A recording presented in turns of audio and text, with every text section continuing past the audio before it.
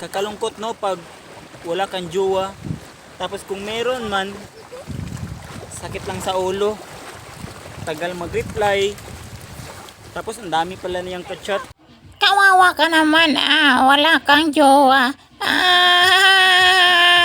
Oh, grabe ka naman kumakaasar dyan. Bakit ikaw? Meron ka bang girlfriend? Siyempre, babaero ako, hindi ako katulad sa'yo. Wala kang jowa, inggit ka, no? Sus, palibhasa, wala kasing ligawan dyan sa inyo eh. Buti pa kayo. Uy ka kasi.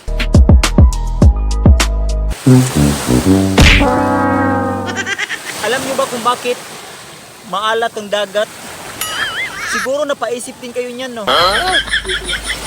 Alam nyo, ang masasabi ko kung bakit maalat yung dagat, alam nyo na ba? Ha? Wala eh.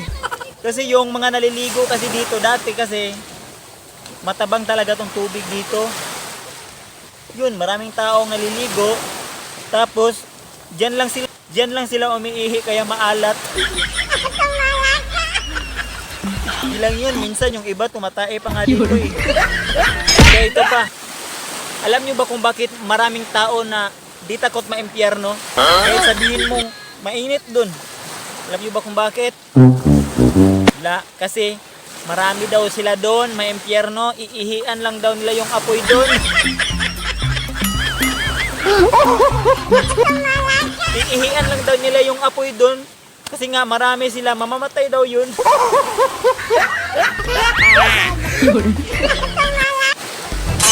Ano mga tol? Alam nyo ba kung bakit yung aso pag iihi siya, nakaangat yung isa niyang paa niya? Alam nyo ba kung bakit? Kasi nung unang panahon kasi, umiihi yung pinaka-leader nila. Tapos nung umihi siya, malapit siya sa punong kahoy, nakaganon lang siya noon eh. Hindi talaga inangat yung paa niya, tapos yun. Natumba yung punong kahoy. Yun, nadaganan yung aso, yung pinakapinuno nila, patay. Kaya ngayon, alerto na talaga sila. Pag iihi sila sa punong kahoy, kailangan iangat na talaga yung paa nila para pag natumba, makakailag kaagad sila. Alam nyo ba kung anong hayop yung pinakamagaling umakyat? Siguro naisip nyo na kaagad, no, unggoy.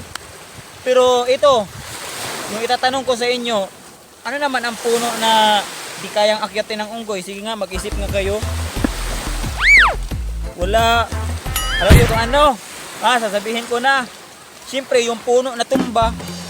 Paano akyatin yun? Natumba na yung puno na yun eh.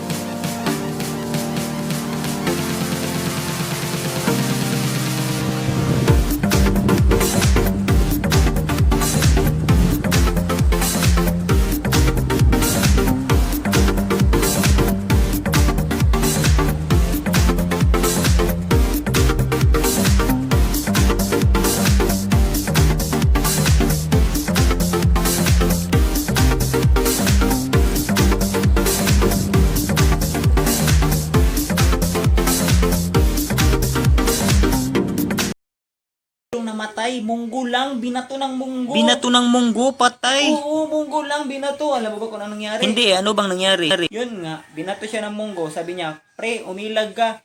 Tapos pagbato ng ganun, umilag nga siya. Tapos pag ilag yung ganun, mayroon palang pako na kaganon eh. Patay! yun yung nangyari. Uy tay, labas yung itlog mo tayo. Anong nangyari dyan? Ba't ganyan? Wala ka bang brief? Hindi, sinasadya ko talaga yan kasi mainit. Naiinitan ka pala kaya ganyan. Dapat itago mo yan, tay. Baka kagatin niya ng langgam. Hindi yan kagatin. Hindi. Style yan. Kaya mo yan? May nalalaman ka pang style. Yun nga, pre. Alam mo, pre, meron pa akong ikukwento sa'yo, pre. Ito yung primero manghuhula. Tapos sabi niya, pwedeng magpahula. Tapos nung paghula niya, pre, grabe, delikado yung kapalaran niya. Biruin mo. Sabi niya, mamamatay ka this coming month. Tapos sabi niya, ha? Anong ikamatay ko? Sabi nung matanda, gulong lang. Gulong ang ikamamatay mo. Sabi niya, di na ako titira dito sa city. Ang daming gulong dito. Doon na lang ako sa probinsya namin, sa bukid. Tsak na walang gulong doon. Di ako masasagasaan doon o ano. Kasi nga, bogin nga, mag-aaralo na ako doon. Tsaka magtatanim na lang ako. Pero biruin mo, namatay pa rin siya. Namatay pa rin siya? Ano ikinamatay? Oh, ang kinamatay niya, yun, nalaglagan ng gulong ng eroplano. Patay. Yun nga ang